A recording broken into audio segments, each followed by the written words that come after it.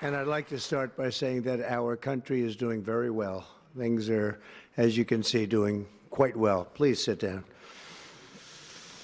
Before we begin, I just want to announce that I signed a proclamation a few moments ago honoring the 250th anniversary of Patrick Henry's famous speech to the Second Virginia Convention, in which he declared very well-known, very famous words, "Give me liberty or give me death." Has anyone heard the phrase? I think most of you have.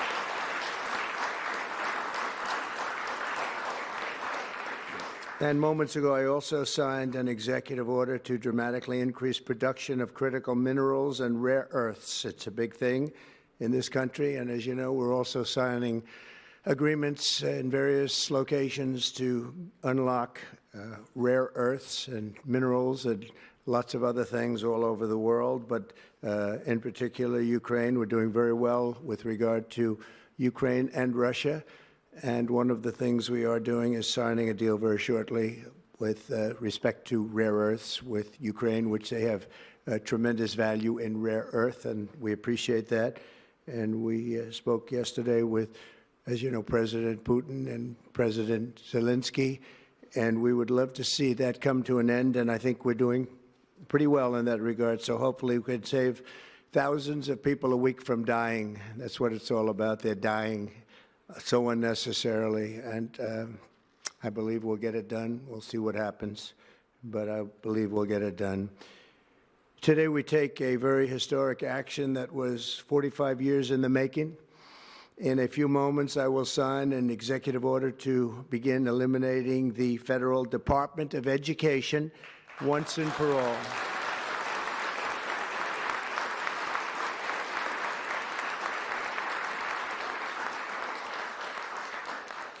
And it sounds strange, doesn't it? Department of Education, we're going to eliminate it, and everybody knows it's right.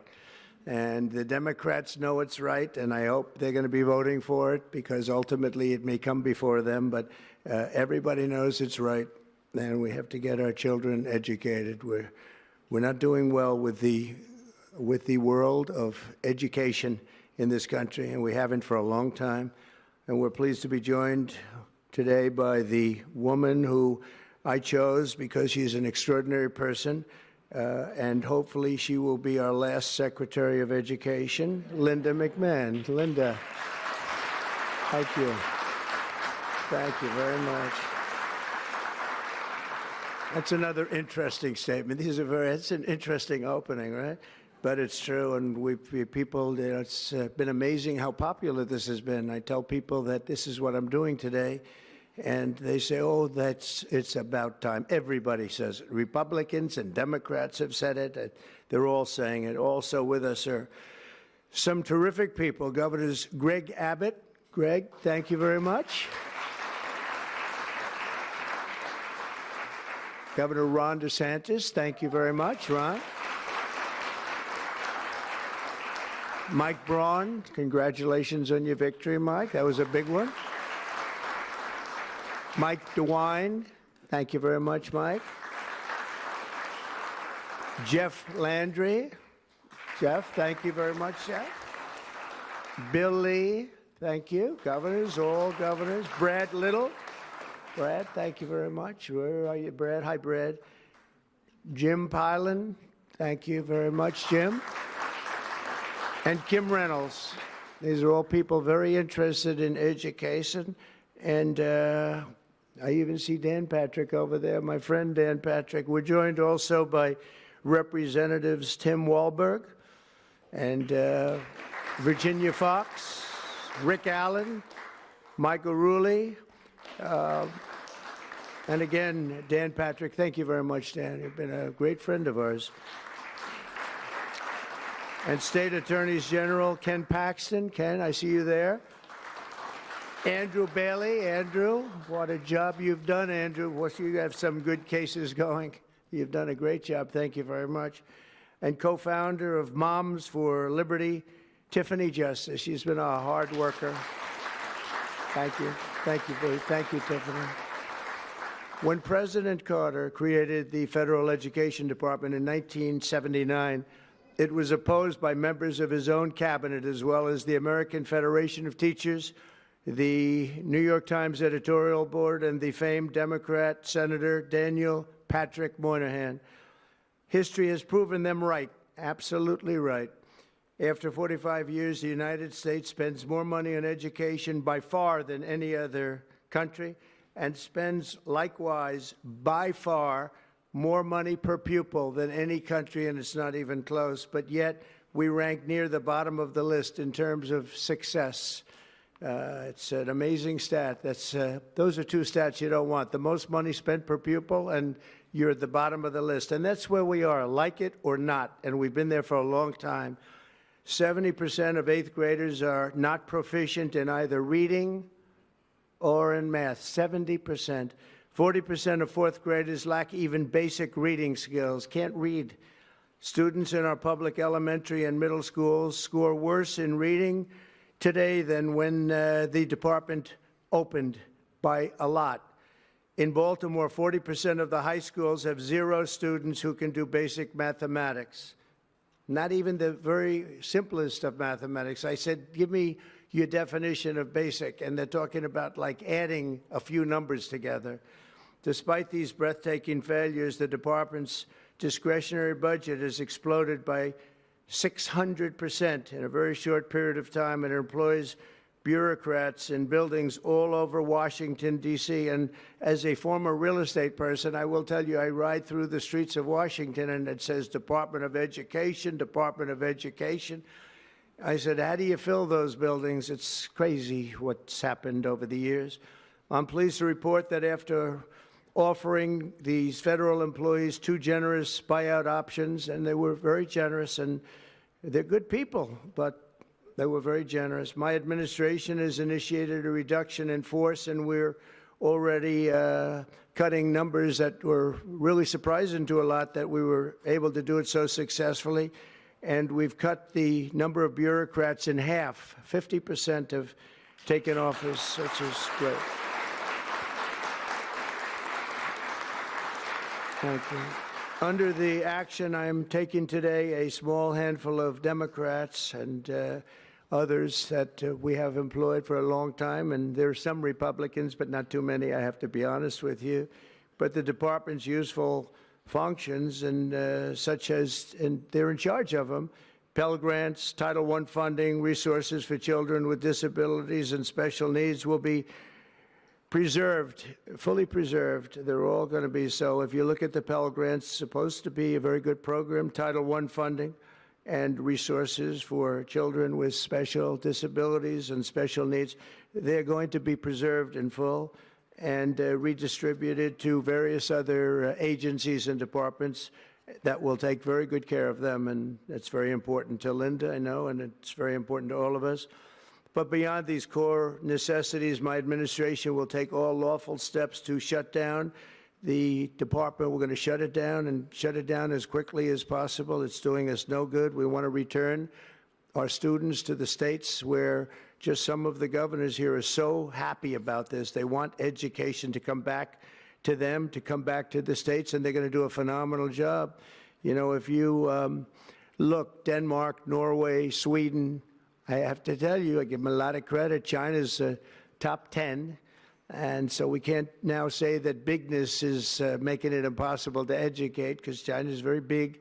But you have countries that do a very good job in education. And I really believe, like some of the governors here today, from states that run very, very well, including a big state like Texas, but states that run very well are going to have education that will be as good as Norway, Denmark, Sweden, and those top, Finland, those top countries that do so well with education. I think they'll do every bit as well. And what do you think about that, Governor? Do you agree? I think so. Ron, do you agree? I think so. Florida? Iowa? That's right. I really believe that. They'll be as good as any of them. And then you'll have some laggards, and we'll work with them. And we can all tell you who the laggards will be right now, probably, but let's not get into that. But we'll work with them, and we're going to make them, they'll do a job. I think they'll do a job, and they'll go to sections of the state. For instance, New York You'll have a Manhattan, and you'll have a Suffolk County, and you'll have Nassau County, and you'll have Westchester County. You'll do 4 or 5 or 6 of them. You have upstate New York, and those counties, I think, are going to do very well. And I think ultimately Manhattan should do very well. But we'll break it down into sections, and I think it'll be really, really good. And they're going to be probably the tougher ones, but I think they have a chance to do really well. But we're going to be returning education very simply back to the states where it belongs, and this is a very popular thing to do, but much more importantly, it's a common sense thing to do, and it's going to work. Absolutely, it's going to work, and I can tell you from dealing with the governors and others in the state, they want it so badly. They want to take their children back and really teach their children individually. Probably the cost will be half, and the education will be maybe many, many times better. So we look forward to this. I want to just make one little personal statement. Teachers, to me, are among the most important people in this country, and we're going to take care of our teachers. And I don't care if they're in the union or not in the union. That doesn't matter. But we're going to take care of our teachers, and I believe the states will take actually better care of them than they are taken care of right now. They'll work all sorts of systems and even merit systems. Those great teachers are going to be maybe a little bit better rewarded, or maybe that's the way it should be, but the states are going to make that decision. But we're going to love and cherish our teachers along with our children, and they're going to work with the parents, and they're going to work with everybody else, and it's going to be an amazing thing to watch, and it's really going to be something special. And Linda, you're presiding over something that's so important, and you're going to do a fantastic job, just like you have your whole life. I know your whole life I've been watching you. I've been watching you for a long time. She's had nothing but success. So it's tremendous to have you, and hopefully you won't be there too long, but we're going to find something else for you, Linda, okay? So this will conclude what we are talking about with respect to our most cherished group of people, and that's our children. We want to have our children well educated. We want them to love going to school. We have examples of it. Look at those beautiful, bright-eyed faces. They are so smart. They're so smart. And with that, I'm going to come down, and we're going to sign a very important document, and we're going to be on our way. People have wanted to do this for many, many years, for many, many decades. And I don't know, no president ever got around to doing it, but I'm getting around to doing it, so thank you very much.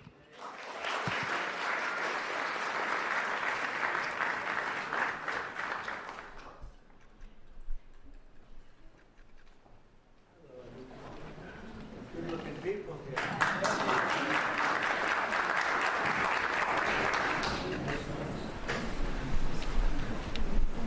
Should I do this?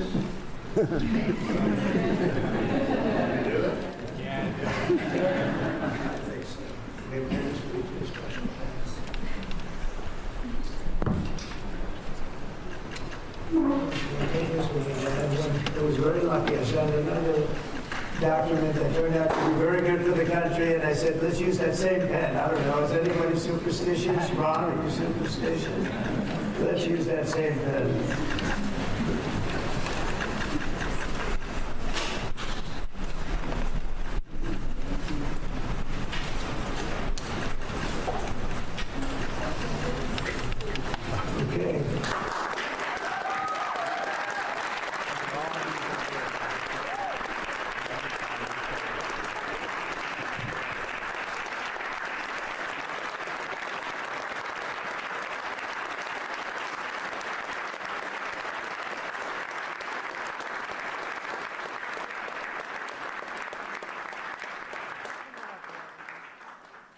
You come up just to say,